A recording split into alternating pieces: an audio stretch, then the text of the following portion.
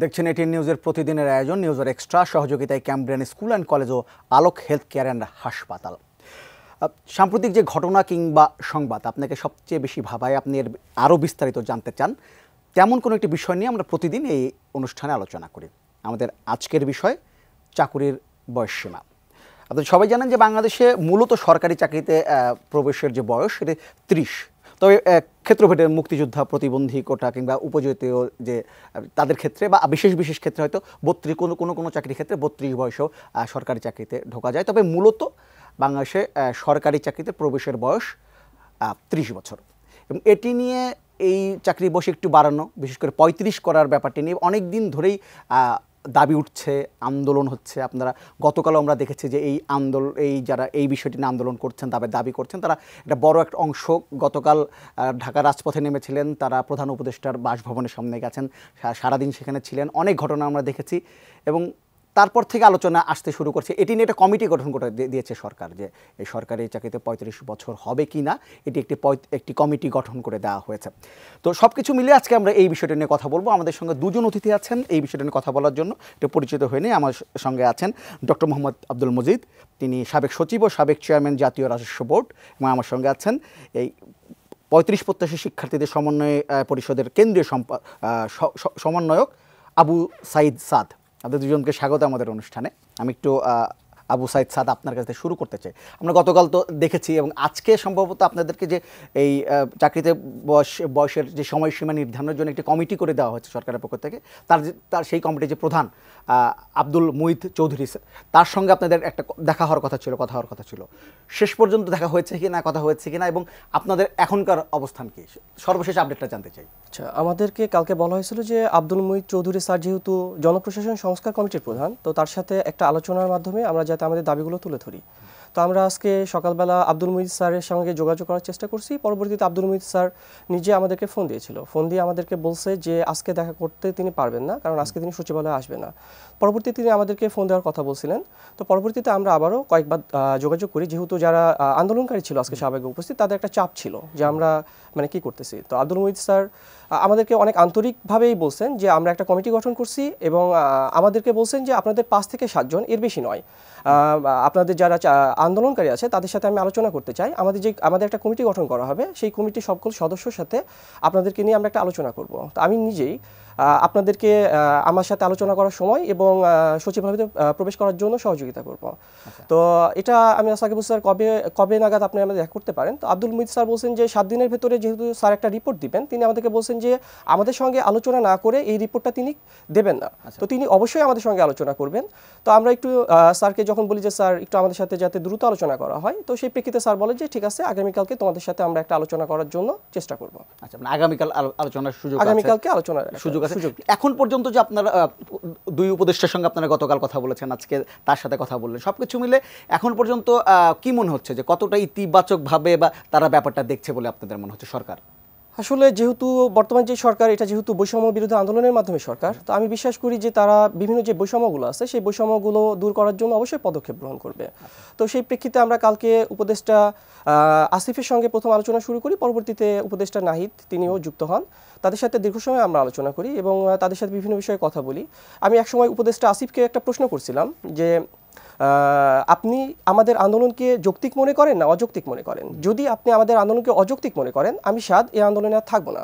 উপদেষ্টা আসিফ আমাকে বলছেন আমাদের আন্দোলনটাকে তিনি অযৌক্তিক মনে করেন না, এবং উপদেষ্টা নাহিদ আমাদের দাবিটাকে যৌক্তিক বলছেন। তারপরেও এরকম ধরনের নীতিগত সিদ্ধান্ত তো হুট করে নেওয়া যায় না। সেই প্রেক্ষিতে আমরা শুধুমাত্র যমুনার সামনে গেলাম আর দাবি বাস্তবায়ন হয়ে গেল, এই জিনিসটা তো সম্ভব না। এবং এটা আমরা বলেছি যে হ্যাঁ, আমরা একটা কথার সাথে একমত, যে কোনো দাবি বাস্তবায়ন করতে হলে অবশ্যই একটা আলোচনার প্রয়োজন আছে এবং এইটার ইম্প্যাক্টটা কী পড়বে, আসলে কতটুকু দেশ উপকৃত হবে, এই সব বিষয়ে গবেষণা করার প্রয়োজন আছে এবং আমরা সেটাকে সাধুবাদ জানাইছি।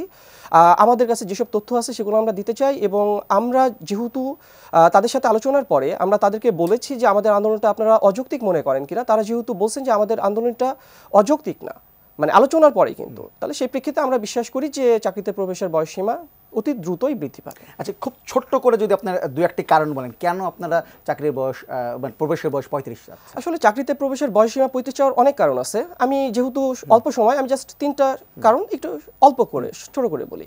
আপনারা জানেন যে 2020 সালের 17 মার্চ থেকে বাংলাদেশে করোনা ভাইরাসের জন্য প্রথম জনসমাগম নিষিদ্ধ করা হয় এবং 2020 সালের 1 এপ্রিল থেকে বাংলাদেশের সকল সরকারি প্রতিষ্ঠান বন্ধ ঘোষণা করা হয় এবং দীর্ঘ প্রায় 9 মাস সরকারি প্রতিষ্ঠানগুলো একদম বন্ধ ছিল এবং 15 মাস কোনো শিক্ষা প্রতিষ্ঠান মানে খোলা হয় নাই। 15 মাস পরে স্বল্প পরিসরে শিক্ষা প্রতিষ্ঠানগুলো খোলা হয় এবং 2 বছর পর্যন্ত বাংলাদেশের সরকারি নিয়োগ পরীক্ষা সকল পরীক্ষাগুলো স্থগিত ছিল। এখন এখানে যে একটা 2 বছরের জট তৈরি হয়েছে, পাশাপাশি আপনার শিক্ষা প্রতিষ্ঠানগুলোতে আপনার যে জট আছে, যেমন আপনারা যদি শুধুমাত্র সেশন জটে বাংলাদেশ লিখে যদি একটু সার্চ করেন তাহলে আপনারা দেখতে পাবেন। আমি আমার রাজশাহী ইউনিভার্সিটির কথা বলি। রাজশাহী ইউনিভার্সিটিতে 2021 সালেই আপনার হচ্ছে 61টা ডিপার্টমেন্টে 56টা ডিপার্টমেন্টে হচ্ছে আপনার জট ছিল। একদম রিসেন্ট নিউজ যদি আপনারা দেখেন 2023 সালে জানুয়ারি মাসের 1 তারিখে ইন্ডিপেন্ডেন্টের একটা নিউজে আপনারা দেখবেন, সেই নিউজেও বলা আছে যে রাজশাহী বিশ্ববিদ্যালয়ে 61টা ডিপার্টমেন্টে 56টা ডিপার্টমেন্টে 1.5 থেকে 2 বছরের জট আছে।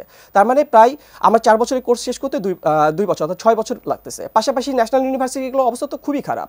আপনি চট্টগ্রাম ইউনিভার্সিটি সেশন জট লিখে সার্চ করেন, আপনি দেখবেন যে সেখানকার 19টা ডিপার্টমেন্টে প্রায় 5 বছর জট আছে, অর্থাৎ 4 বছরের কোর্স 9 বছরে শেষ হচ্ছে। আমার হচ্ছে আপনার হচ্ছে ইঞ্জিনিয়ারিং ফ্যাকাল্টি, অর্থাৎ আমি রাজশাহী বিশ্ববিদ্যালয় ইঞ্জিনিয়ারিং ফ্যাকাল্টি ম্যাটেরিয়াল সায়েন্স নামে একটা ডিপার্টমেন্টে আছে। আমাদের যখন সেকেন্ড ইয়ারে আমরা পড়ি তখন তারা ফার্স্ট ইয়ারের পরীক্ষায় বসে নাই, আমরা যখন ফোর্থ ইয়ারে পড়ি তখন তারা সেকেন্ড ইয়ারের পরীক্ষায় বসে নাই। মানে এক একটা ডিপার্টমেন্ট ভিতরে কিন্তু জট আছে। কিন্তু যেহেতু আমরা আন্দোলন করলাম বৈষম্য বিরোধী আন্দোলন, তাহলে এই যে বৈষম্যটা আছে, অর্থাৎ দেখা গেল যে যেমন ধরেন বেসরকারিগুলো ওরা 4 বছর হয়তো শেষ করতে পারতেছে, বা কিছু কিছু বিশ্ববিদ্যালয় 4 বছর শেষ করতে পারছে, কিন্তু সকল বিশ্ববিদ্যালয় তো পাচ্ছে না। তাহলে অনেক বিশ্ববিদ্যালয় স্টুডেন্টরা কিন্তু একটা বয়স বৈষম্যের ভিতরে পড়ে গেছে, তাহলে এটা একটা কারণ। পাশাপাশি আমি হচ্ছে এখানে একটা পলিটিক্যাল বৈষম্যের কথা বলবো। যেমন ধরেন যে 2018 সালের নির্বাচনের সময় সরকার একটা লিস্ট করছিল, সেই লিস্টে আমি আমার বাবার নাম দেখছিলাম। এরকম তাহলে অনেক চাকরি প্রত্যাশী ছিল যারা তাদের বাবার বা তাদের আত্মীয় স্বজন নাম দেখছে।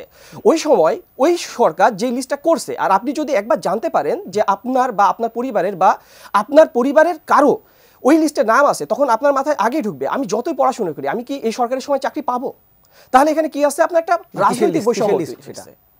তালিকা কিসের তালিকা ছিল ওটা হচ্ছে যে সরকার বিরোধী কারা ক্যাম্পেইন করতে পারে ভোটের সময়, 2018 সালের ভোটের সময়। অন্য দল করছে কারা? হ্যাঁ, ঠিক একইভাবে বর্তমান আওয়ামী লীগ সরকার 2023 সালে ভোটের সময় এরকম লিস্ট তৈরি করছিল। তাহলে ওই লিস্টে যখন আপনি আপনার নাম দেখবেন তখন তো আপনার আগেই মনে হবে যে এই সরকারের সময় আপনি যতই পরিশ্রম করেন আপনি চাকরি পাবেন না। যার মোক্ষম উদাহরণ বর্তমান সরকার আসার পরেই 28 থেকে 43তম বিসিএসে 259 জনকে চাকরি দিচ্ছে। কারণ কি? এই রাজনৈতিক বৈষম্যের কারণে। তাহলে এরকম একটা রাজনৈতিক বৈষম্য কিন্তু ছিল।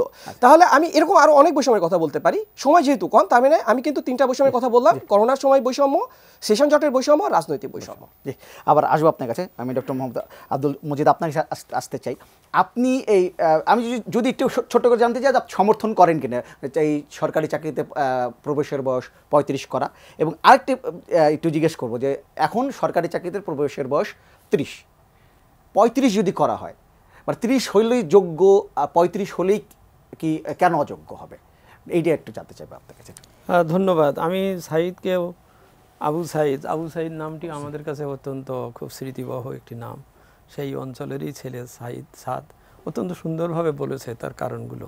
আমি প্রথমে ওইটাই বলে রাখি, আমাদের মাননীয় উপদেষ্টা আবু সাহেব মুহিত চৌধুরী স্যার কিংবা আরও 2 জন ওরা যে কালকে সকালে ওনাদের বলেছেন, আমরা এটাকে অযৌক্তিক মনে করি না। সমর্থন অন্য জিনিস, সমর্থনটা আসবে যৌক্তিকতা, পক্ষ বিপক্ষে যৌক্তিক মনে করেন কিনা? হ্যাঁ, অবশ্যই এটাকে যৌক্তিক মনে করি, অর্থাৎ অযৌক্তিক নয় তাদের দাবিটা। এবং এটা আজকের না, আপনি ওই যে দেখেন 73 সালে এটা ছিল 27 বছর, বাংলাদেশ স্বাধীন হওয়ার পরে সেটা শুরু করা হয়েছিল। তারপরে 91 সালে অর্থাৎ 23, 24 কত 3, 33, 30 বছর পরে এটা করা হলো 91 সালে। তার থেকে এখন 2024 অ্যানাদার আর আপনার 31 বছর চলে গেছে আর কি, সেই 30-এই আছে। আমাদের গড় আয়ু কিন্তু বৃদ্ধি পাচ্ছে, অনেক আগের থেকেই একটা ধারাবাহিকভাবে গড় আয়ু বৃদ্ধি পাচ্ছে। এবং এই বৃদ্ধি পাওয়ার সাথে সাথে এখানে সাঈদ 3টা কারণের কথা বলেছে, কারণগুলো অত্যন্তভাবে বিদ্যমান। হ্যাঁ, সেশন জটের বিষয়টা আমি নিজেও সেশন জটের শিকার ছিলাম 71 সালে 72 সালের পরীক্ষা। আমরা পরে বলতাম ইন্টারমিডিয়েট কি 74 হেল্ড ইন 76, হ্যাঁ ইভেন আমি MA পাস বলি 77 হেল্ড ইন 81, 4 বছর। তো এই যে 4 বছর চলে যায় সেশন জটের কারণে, এইটা যদি আমি যখন চাকরির সুযোগের গে তখন আমার সুযোগটা সীমিত হয়ে আসে। সুতরাং সেশন জট একটা অন্যতম কারণ এই বয়স বৃদ্ধির মানে সীমা মানে চাকরিতে ঢোকার কারণের ভিতরে এটা একটা অন্যতম একটা কারণ। দ্বিতীয় কারণ হচ্ছে মাথাপিছু বয়স মাথাপিছু আয় যেমন বাড়ছে, হ্যাঁ বয়স সীমা মানে কি বলে বয়সের লাইফ যেটা বাড়ছে সেটার সাথেও এর একটা সামঞ্জস্য থাকা উচিত। কিন্তু অ্যাট দ্য সেম টাইম এটাও ভাবা দরকার, we want very brilliant energetic young people in the service. কারণ সে যে দক্ষতা বা যে ব্যাপারে যে কাজ করতে পারবে তার বয়স যত বাড়বে তত কিন্তু সে ওইটা পারবে না। সুতরাং এখানে একটা সমন্বয়ের একটা ব্যাপার আসবে। আর একটা হচ্ছে যে একজনের একটা ব্যাচে একজন 30 বছরে ঢুকলো আর আরেকজন আমরা যেটা 35 বলছি 35 এসে ঢুকলো, তাহলে দুজনের তো অভিজ্ঞতার একটা 2 রকম হয়ে যাচ্ছে বা যাবে। সে একই জায়গায় একই পোস্টে একই জায়গায় কাজ করতে গেলেই হবে না একই সাথে। তেমনি অনেক বিশেষায়িত সার্ভিস আছে সেখানে ইয়ং লোক বেশি দরকার, যেমন পুলিশ সার্ভিস, যেমন আর্মিতে, হ্যাঁ তাদেরও একটা বিষয় আছে। আবার একই সাথে সামাজিক কারণেও কারোর বেশি হওয়ার প্রয়োজন হয়ে গিয়েছিল, যেমন নৃগোষ্ঠী তারপরে মুক্তিযোদ্ধাদের সন্তান বা আরও অন্যান্যদের আর কি। তো সুতরাং একটা সামাজিক আর্থিক সার্বিকভাবে পরিস্থিতির কারণে কিন্তু এই বয়সসীমার হেরফেরটাও হওয়াটা স্বাভাবিক এবং অনেক দেশেও কিন্তু এটা বিভিন্ন ধরনের। আমি ছোট্ট করে আপনাকে জানতে চাই, আপনি যদি বলছিলেন যে তারুণ্য একটা ব্যাপার আছে, আপনার কাছে মনে হয় যে 30 এখন যে বয়সটা আছে 35 যদি হয় তাহলে আসলে এই 30 বছরে একজন যেভাবে কাজ করতে পারবে 35 বছরে একজন ঠিক সেই সার্ভিসটা দিতে পারবে না? কিছুটা তো বটেই, 5 বছর একটা বড় সময়। এবং আমরা মনে করি 30-এ যে ঢুকবে সে তো অভিজ্ঞতা অর্জন করবে 35-এ যেতে, আর যে 35-এ শুরু করবে তার তো অভিজ্ঞতাটা হলো না, হ্যাঁ এক্সপেরিয়েন্সের ব্যাপারটা। আর এখানে আরেকটা জিনিস বিষয়ভাবে দেখার বিষয়, বেসরকারি খাত সে কিন্তু ওই বয়সের ব্যাপারটা নিয়ে বড় করে দেখে না, সে দেখে এত বছর অভিজ্ঞতা হতে হবে, এই কাজে অভিজ্ঞতা থাকতে হবে। তো অনেকে বলছে আমি চাকরি শুরু করতে পারলাম না, আপনি আমাকে অভিজ্ঞতার কথা বলছেন কেন? হ্যাঁ অভিজ্ঞতাটা একটা ইম্পর্টেন্ট পয়েন্ট। তা সুতরাং 30-এ যে ঢুকছে সে 35-এ পৌঁছাতে যে অভিজ্ঞতা হবে তার পিছনে প্রশিক্ষণে যে ব্যয় হবে সেই বেনিফিটটা আমি হয়তো 35 থেকে পাওয়া শুরু করব। আর 35-এ যে ঢুকবে তাকে তো আবার আমার নতুন করে করতে হবে। এর অর্থ আমি এই বলছি না যে বয়স বৃদ্ধির যৌক্তিকতা নাই, এটা কিন্তু আমি প্রথমেই বলে রাখছি যে তাদের এই আন্দোলন, আমি এটাকে আন্দোলন শব্দটা বলাটাও কারণ এটা ন্যায্য একটা অবস্থা। এটা শুধু আজকের না, অনেকদিন ধরে চলছে। আমাদের সংসদে কয়েকবার কথা হয়েছে, কয়েকবার বলেছেন, সবাই বলেছেন হ্যাঁ আচ্ছা ঠিক আছে আমরা বলছি, কয়েকবার চিঠিও লেখা হয়েছে। বয়স বাড়াতে হবে, বয়স বাড়তে হবে, এই 3-4টে কারণ তো সে বললো, আরও আছে। তা আর এটা কিন্তু একটা বহুদিনের একটা প্রতিষ্ঠিত দাবি বা বিষয়। এখন বিষয়টা হচ্ছে বর্তমান সরকার অত্যন্ত আন্তরিক এই বিষয়টার প্রতি, তারা সঙ্গে সঙ্গেই কমিটি গঠন করেছেন, যাকে দিয়ে কমিটি গঠন করেছেন তিনি অত্যন্ত প্রাজ্ঞমান ব্যক্তি।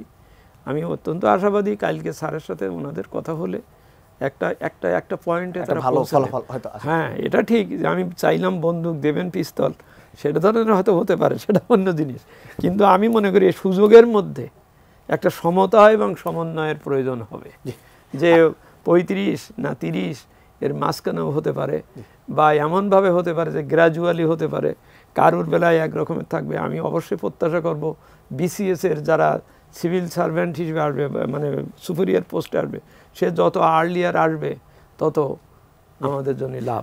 আবার যে শ্রেণী মোটে পাচ্ছে না চাকরি, অনেক দিন ধরে পাচ্ছে, সে একটু ওয়েট করেও চাকরিটা পাক, এটাও প্রত্যাশা থাকবে সরকারের। আবার আসবো আপনার কাছে, আবু সাদা আপনার কাছে আসতে চাইবো। যে প্রশ্ন আমি করেছিলাম স্যারকে, আপনার কাছে একটু যোগ করতে চাই যে আসলে 30 বছরে যে সবাই বলছে 30 বছর একজন যে ধরনের সার্ভিস দিতে পারবে, 35 বছর বা এর চেয়ে বেশি বয়সে যদি চাকরিতে ঢোকে তাহলে সেই সার্ভিসটা তার কাছে পাওয়া যাবে না, এর উত্তর কি দিবেন আপনারা? আসলে স্যার যেটা বলতে চাচ্ছেন যে যদি আমরা 30 বছরের উপরে চাকরিতে ঢুকি তাহলে আমরা একটা সার্ভিস দিতে পারবো না। আমি আসলে বলবো যে যদি এরকম হয়ে থাকে তাহলে পারা দেখবেন যে আমাদের যে উপদেষ্টা মণ্ডলীতে অনেকে নতুনভাবে নিয়োগ পাচ্ছেন, তারা কিন্তু অনেকে আপনার হচ্ছে 2011 সালে, অনেকে 2001 সালে যারা অবসর গ্রহণ করছেন, তাহলে তারা কিন্তু আবার নতুনভাবে নিয়োগ পাচ্ছেন। কারণ কি, রাষ্ট্র মনে করতেছে যে তারা সার্ভিস দিতে পারবে। তাহলে আমরা জানি যে তারা অবশ্যই প্রজ্ঞা আছে, তাদের জ্ঞান আছে, তাদের মেধা আছে। তার মানে আমরা সবচেয়ে বেশি যেখানে প্রায়োরিটি দিচ্ছি সেটা হচ্ছে মেধাকে। একটা মেধাভিত্তিক কাজে আপনার প্রায়োরিটি দেওয়া উচিত ছিল মেধাকে। তাহলে আমাদের সার্ভিসের প্রয়োজন কি? মেধা। তাহলে যদি মেধাকে প্রয়োজন হয় তাহলে পারা 30 বছরে যে আপনি যেটা বলতেছেন যে 30 বছর যে সার্ভিস দিতে পারবে না, 35 বছরে দিতে পারবে না। তাহলে পারা স্যাররা যারা মানে অ্যাটলিস্ট যেমন বললাম না একটু আগে বিসিএস এ 28 থেকে 43তম বিসিএস পর্যন্ত যে 259 জনকে নিয়োগ দেওয়া হলো, এরাও কিন্তু কেবলই সার্ভিসে ঢুকলো এবং এদের অনেকে কিন্তু বয়স অনেক বেশি হয়ে গেছে। তাহলে তারা বিশ্বাস করছে, মানে গভর্নমেন্ট বিশ্বাস করছে যে তাদের এজটা সমস্যা না, তাদের মেধাটা এখানটাতে আসলে পারা এই কাজটা করতে পারবে। তাহলে এই প্রেক্ষাপটে আপনি এখন কেন বলতেছেন যে 30 থেকে 35 করলে পারা তাদের মেধাটা সেখানে কাজে লাগাইতে পারবে না? আপনি বলছেন আমি সহজ করে বলতে চাই যে আপনি যদি বলেন যে এখানে কি মেধার কোনো সমস্যা আছে, আমি মনে করি যে মেধাভিত্তিক কাজে বয়সটা কোনো সমস্যা না। মেধাভিত্তিক কাজে বয়সটা কোনো সমস্যা না। মেধাভিত্তিক কাজে গুরুত্বপূর্ণ বিষয় হচ্ছে তার মেধাটা এখন ঠিক আছে কিনা। হ্যাঁ, এই ক্ষেত্রে আপনি বলতে পারেন যে বয়সের প্রেক্ষাপটে কিন্তু কিছু কিছু সময় হয়তো অনেক মানুষের সারা বিশ্বের অবস্থা, হ্যাঁ সারা বিশ্বের অবস্থা তো আপনার হচ্ছে, যেমন আপনার উন্নত দেশগুলোর কথা বলি, উন্নত দেশগুলো তো উন্মুক্ত। আমি সাথে উদাহরণ হিসেবে শুধু চায়নাকে বলি।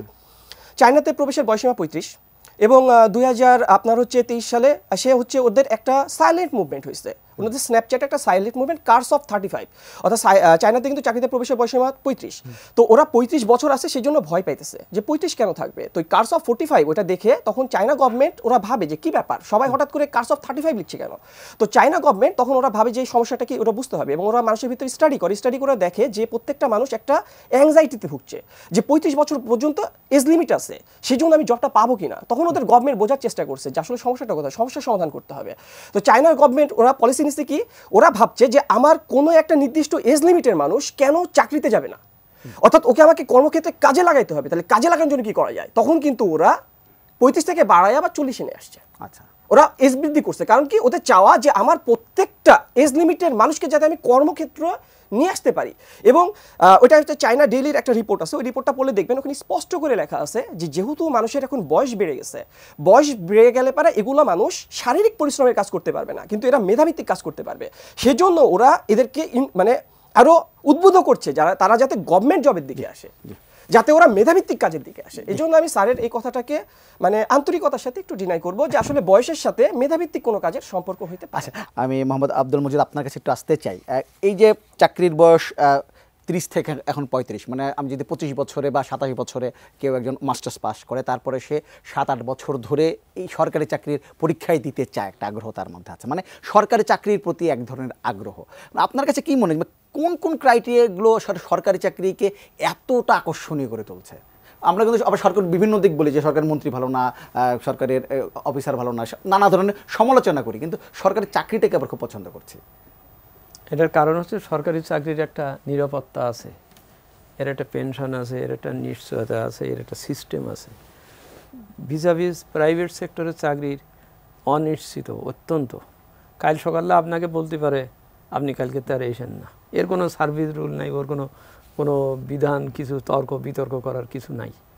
কিন্তু সরকারি চাকরিতে যখন একটা ডিসিপ্লিনের ভিতরে ঢোকা হয়, এ আপনাকে টেনে নিয়ে যাবে শেষ পর্যন্ত, যদি আপনি তেমন ধরনের কোনো খারাপ কিছু না হয়, দুর্ঘটনা না ঘটে।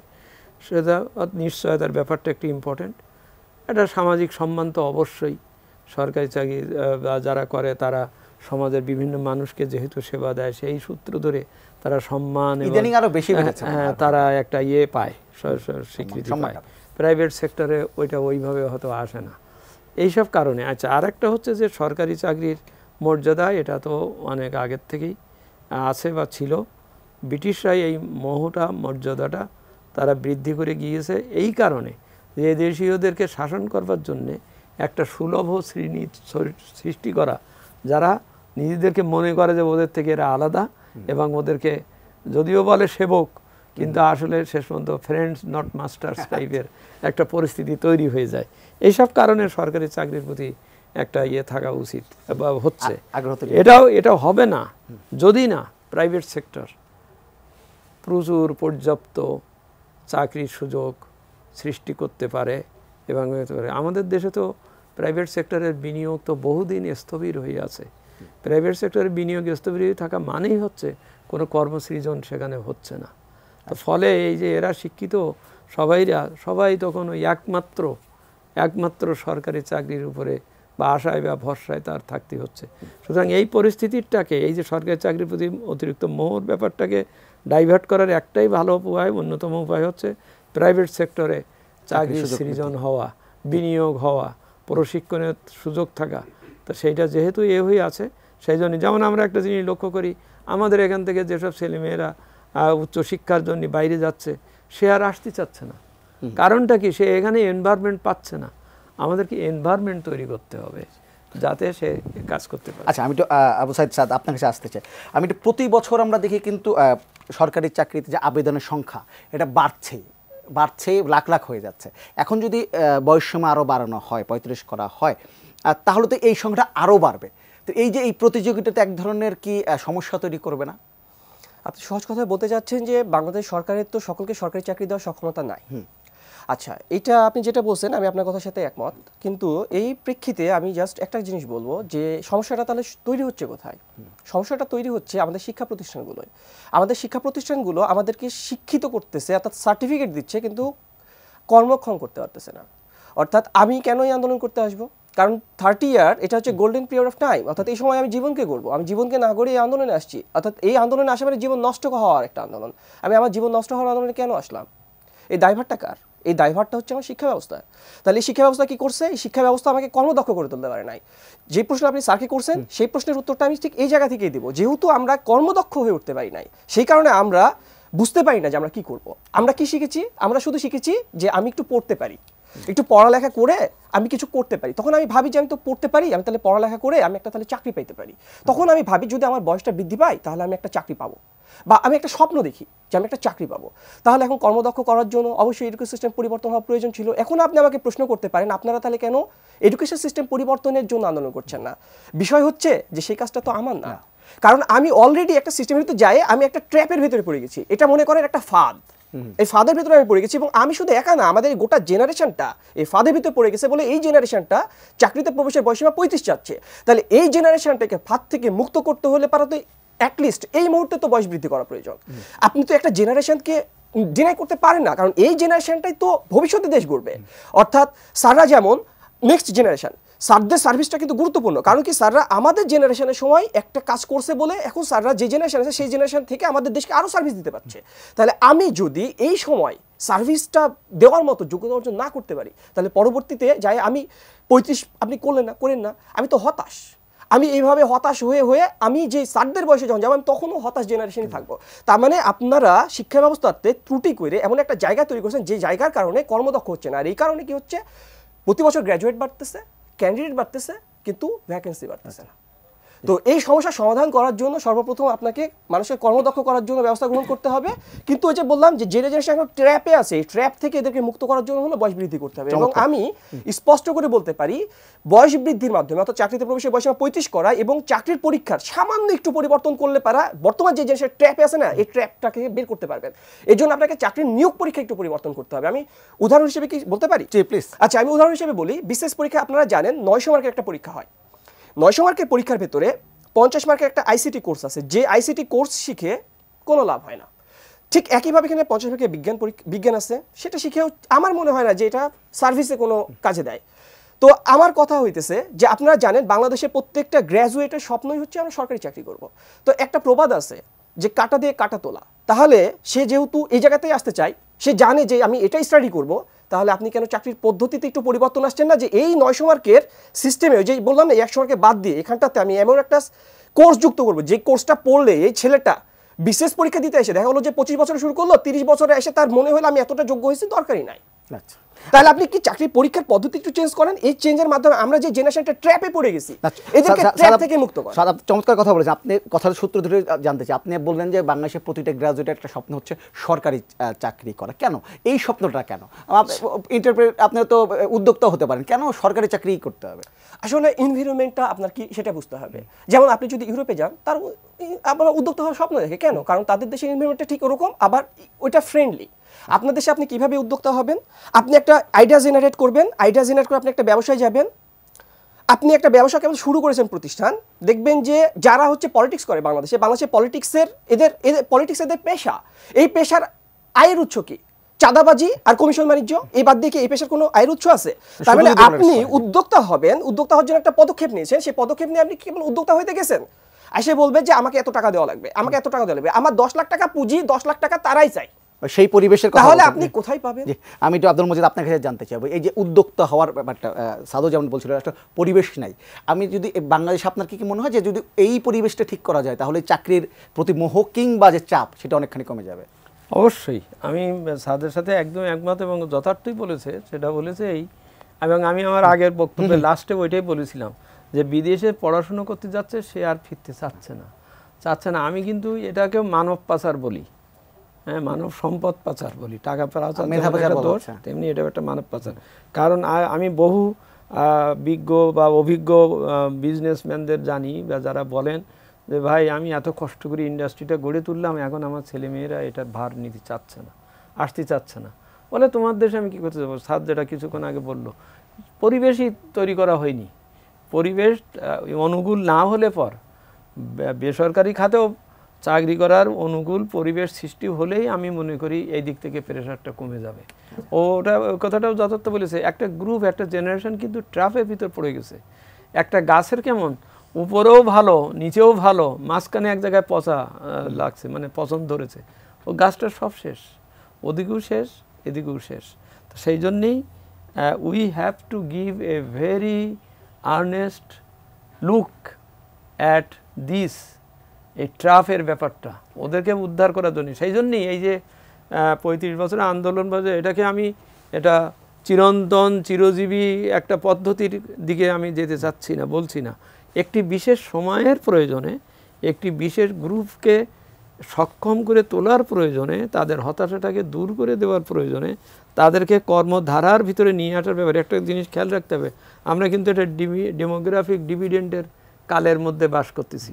2008 সাল থেকে 2045 পর্যন্ত এই বয়স গ্রুপের মধ্যে, এই সময়ের মধ্যে এই ইয়াং গ্রুপরা, এরা কিন্তু আমাদের অত্যন্ত একটা সম্পদ, হ্যাঁ, ডেমোগ্রাফি ডিভিডেন্ড এটা। এখন ওরা যদি হতাশ হয়ে যায়, ও যদি কাজ না পায়, তাহলে it could B A demography disaster. আমরা সেইটা চাচ্ছি না। তো সেই জন্যেই একটা বিশেষ সময়ের প্রয়োজনে এটা গড়ে উঠছে যে একটা গ্রুপ, এই যে 3-4টে কারণ প্রথমে সে যেটা বলেছে, এইসব কারণে এরা ডিরেলড হয়ে যাবার, মানে ওই যে Devil's workshop, ideal brain is Devil's workshop, সেই দিকে যাওয়ার। ও খুব যথার্থই বলেছে যে তার এখন আন্দোলন করতে আসতে হচ্ছে কেন? হচ্ছে এই জন্যই যে সেই he wants to come out of this situation. তো সেই জন্যই সরকার, আমি মনে করি অত্যন্ত যে গতকালই সঙ্গে এবং গুরুত্বের সাথেই নেওয়া হয়েছে। আবু সাইদ স্যার, আপনার কিছু জানতে চাইবো, কয়েকটি ছোট ছোট প্রশ্ন আছে। একটি হচ্ছে যে আপনাদের এই আন্দোলন যখন করেন, এই আন্দোলনের উপরে কিন্তু একটা রাজনৈতিক রং দেওয়ার চেষ্টা করা হয়েছে, সরকার বিরোধী এসবও বলা হচ্ছে। আপনারা এটার জবাব কিভাবে দিচ্ছেন? আসলে আমি 2023 সালে 10 জুন থেকে আন্দোলন করতেছি। আপনারা যদি একটু আন্দোলন হিস্টোরি দেখেন, 2023 সালে 10 জুন শাহবাগ কিন্তু 1টা থেকে প্রায় রাত 8টা পর্যন্ত ব্লক করা ছিল। ওই সময় কিন্তু আওয়ামী লীগ সরকার ছিল, এবং তাদের সাথে, তাদের মন্ত্রীর সাথে আমরা শুধু আলোচনায় বসতে চাইছিলাম। মানে আমাদের সবসময়, আমাদের এই আন্দোলনে সবসময় চাওয়াই থাকে যে আমরা আলোচনায় বসবো। তো ওই মুহূর্তে পুলিশ কী করছে? লাঠিচার্জ করে আমাদের 13 জনের নামে মামলা দিচ্ছে। বর্তমান আন্দোলন যারা আছে, যেমন আমাদের রতন ভাই, হারুন ভাই, এরা সহ আর অনেকেই আপনার হচ্ছে এই মামলার শিকার হয়।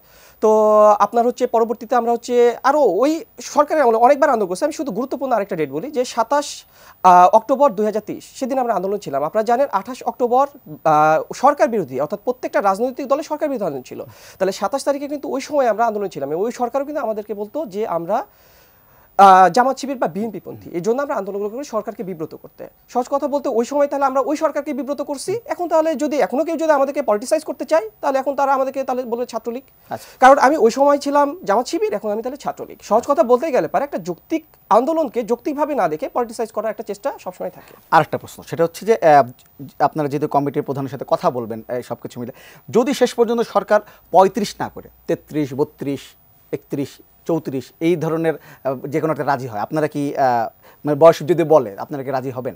আসলে আমাদের আন্দোলনটা হচ্ছে চাকরিতে প্রবেশের বয়সীমা 35 চাই আন্দোলন। তো আমরা এখানে যারা আন্দোলন করতেছি, সরকারের সর্বপ্রথম উচিত হবে যে কারা আন্দোলন করতেছে, আন্দোলনকারীদের এজ যে অ্যাভারেজ কত, যদি এজ অ্যাভারেজটা দেখে তখন একটা সিদ্ধান্ত যদি তারা নিতে যায়, তাহলে আমার মনে হয় যে 35-এর নিচে তারা ডিজিট করবে না। কারণ আন্দোলনকে যদি শেষ করতে হয়, অর্থাৎ সহজ কথা বলতে গেলে 35 আন্দোলনটা রাষ্ট্রের জন্য শুধু ক্ষতিকর না, যুব সমাজের জন্য একটা ক্ষতিকর আন্দোলন।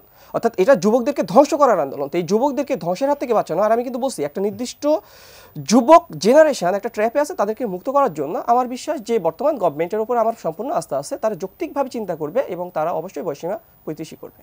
আচ্ছা, ধন্যবাদ। আমি একটু মোহাম্মদ আব্দুল মজিদ আপনার কাছে একটু আসতে চাই। প্রথমত হচ্ছে আপনি সরকারের মনোভাব কি মনে হচ্ছে, যেহেতু একটা কমিটি করে দেওয়া হয়েছে, এরই মধ্যে তারা আন্দোলনের পরপরই কিন্তু একটা কমিটি করে দেওয়া হয়েছে যে সরকারি চাকরিতে বয়স প্রবেশের বয়স কত হতে পারে, একটা কমিটি করে দেওয়া হয়েছে, 7 দিনের মধ্যে দিবে। এই যে কমিটি, এটি করার পরে আপনার কাছে কি মনে হয়, সরকারের মনোভাবটা ইতিবাচক মনে হচ্ছে নাকি কি মনে হচ্ছে আপনার কাছে? না, খুব অত্যন্ত ইতিবাচক। কারণ এই ওরা গতকাল তো ওই প্রধান উপদেষ্টার অফিসের সামনে করলেন, তারপরে প্রধান উপদেষ্টা মহোদয়ের সাথে কথা হলো, কমিটি কিন্তু সঙ্গে সঙ্গে করে দেওয়া হলো। ইট ইজ অ্যান ইন্ডিকেশন যে the government is also very much sympathetic, serious and sensitive to this demand and etcetera. এবং অবশ্যই আমি তো আগে বলেছি যে কালকে ওরা আলোচনা করলে বা 2-1 দিনের ভিতরে এর একটা সমাধান আসবে। এখানে হবে কি, একটা সমন্বয়ের ব্যাপার দাঁড়াবে, সুযোগগুলোর ভিতর দাঁড়াবে, যেটা এরকম করা যেতে পারে যে ঠিক আছে সকলের জন্য 35, তবে যেগুলো বিশেষ সার্ভিস বা যেমন আমি বলি বিসিএসের, সেখানে আমরা চাইবো যে সবাই চাইবে যে যোগ্যরা এবং উন্নতরা একটু উন্নত বয়সে, আগের বয়সে আসুক, এক্সপিরিয়েন্স করুক, এই ধরনের নানান ধরনের সিলিং তৈরি করা যেতে পারে।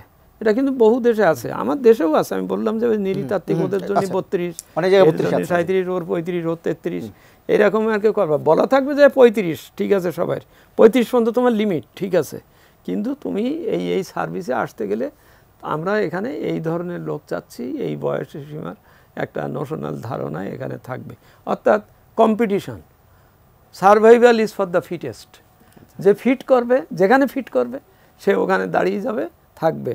But at the same time ওই যে ফিট করতে পারবে না সে যেন হারিয়ে না যায়, সে যেন একটা সার্টেন লিমিট পর্যন্ত তার সুযোগটা থাকে। আমি আশা করি, অত্যন্ত আশাবাদী, এই যৌক্তিক পয়েন্টে যাবে এই বিষয়টা। একদম সময় না, হাতে 1 মিনিট সময় আছে। আবু সাইদ আসাদ, আপনাকে সময়টা দিব, আপনি যদি শেষ কথা কোনো কিছু বলার থাকে।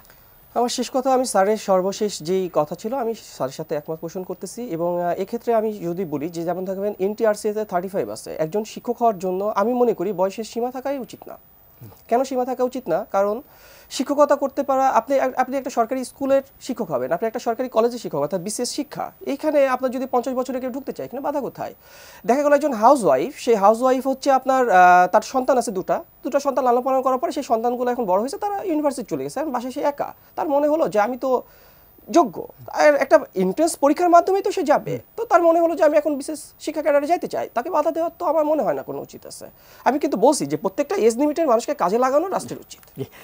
আপনাদের দুজনকে ধন্যবাদ আমাদের অনুষ্ঠানে আসার জন্য, এবং আমরা প্রত্যাশা করছি যে এই যে আপনাদের যে দাবি, এটা একটা যৌক্তিক সমাধান আমরা প্রত্যাশা করছি, এবং এই প্রত্যাশা নিয়ে আজকের অনুষ্ঠান শেষ করবো। আগামী পর্বে আবার দেখা হবে, ততক্ষণ পর্যন্ত ভালো থাকবেন, সুস্থ থাকবেন, অবশ্যই এটি নিউজের সঙ্গে থাকবেন।